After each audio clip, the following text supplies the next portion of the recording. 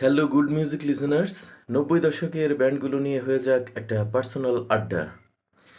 আজকের আড্ডায় যে দুটো ব্যান্ড নিয়ে আমি কথা বলবো তাদের একটার নাম হলো শূন্য, লিড ভোকালিস্ট এমিল করিম, এবং আরেকটা ব্যান্ডের নাম হলো ইবস, লিড ভোকালিস্ট নাসির। নাসির ভাইয়ে বলি আমরা। তো শূন্য ব্যান্ডের আগমন ঘটে অডিও বাজারে, এটা ঠিক আগমন বলবো না, জনপ্রিয়তার দৃষ্টিকোণ থেকে ক্লিক করে যাওয়া যে ব্যাপারটা সেটা ঘটে 2009-10 সালের দিকে।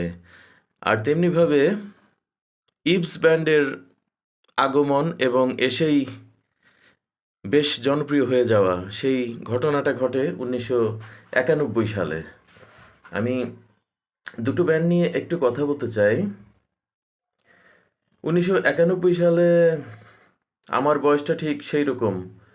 শূন্য ব্যান্ড ক্লিক করার পর শূন্য ব্যান্ডের লিসেনার্সদের বয়স তখন যেরকম ছিল, ঠিক একই বয়সটা আমি 1991 সালে বিলং করতাম।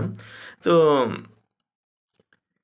নাসির ভাইয়ার যে ইবস ব্যান্ড লাইন আপ, এটা তখন একটি মিউজিক ভিডিওর মাধ্যমে সরকারি টেলিভিশন চ্যানেল বিটিভিতে আত্মপ্রকাশ করে এবং অত্যন্ত জনপ্রিয় হয় গানটা, একটা রক ধাঁচের গান। কিন্তু আমি দেখেছি ইবস ব্যান্ডকে নিয়ে নাক সিটকানো ভাব আছে অনেকের ভেতরে। এটা আমার বন্ধু বান্ধবদের মধ্যেই অনেকের মধ্যে ছিল, কেননা ইবস ব্যান্ড একটু ফোকিশ ধরনের, আউট অফ ঢাকা থেকে আসা ব্যান্ড, যেহেতু একটু ফোকিশ ধরনের মডার্ন ফোক জাতীয় গান, ঢালাওভাবে না করলেও ওই ধরনের বেশ কিছু গান, একটু মাটির গন্ধ ঘেঁষা, মফস্বলের প্রাকৃতিক পরিবেশ ঘেঁষা গান, এগুলো একটু ছিল বেশ কিছু গানেই। তো অনেকের টিপিক্যাল মেটালিকা মেগাডেথ শোনা বন্ধুবান্ধব যারা আমার, তারা একটু নাক সিটকাতেন ইবস ব্যান্ড নিয়ে। তো আমার একটা পার্সোনাল ভিউ আছে, নাক সিটকানোর না আসলে কিছু নেই। আমি এই পর্যায়ে চলে যাব শূন্য ব্যান্ডের একটু আলোচনায়। দেখুন লিসেনার্স, আপনারা শূন্য ব্যান্ডের যারা ভক্ত তাদের সাথে এখন সরাসরি কথা বলছি। আপনারা তো শুনেছেন প্রথমে গান, তাই না? অ্যালবাম কালেক্ট করেছেন, তারপর শুনেছেন। নিশ্চয়ই আপনাদের কাছে সেই রকম নতুন কিছু মনে হয়েছে, চমকপ্রদ কিছু মনে হয়েছে শূন্য ব্যান্ডের। নিশ্চয়ই মনে হয়েছে যে এইটা আমারই হৃদয়ের স্পন্দনের কথা বলে এই ব্যান্ডটা।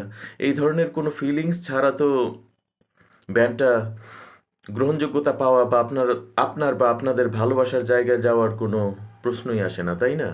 ভালোবাসার সেই জায়গাটাতে, সেই উচ্চতায় তারা চলে যেতে পেরেছে বিধায় তো শূন্য ব্যান্ড একটা সুপারহিট বাংলা রক ব্যান্ড।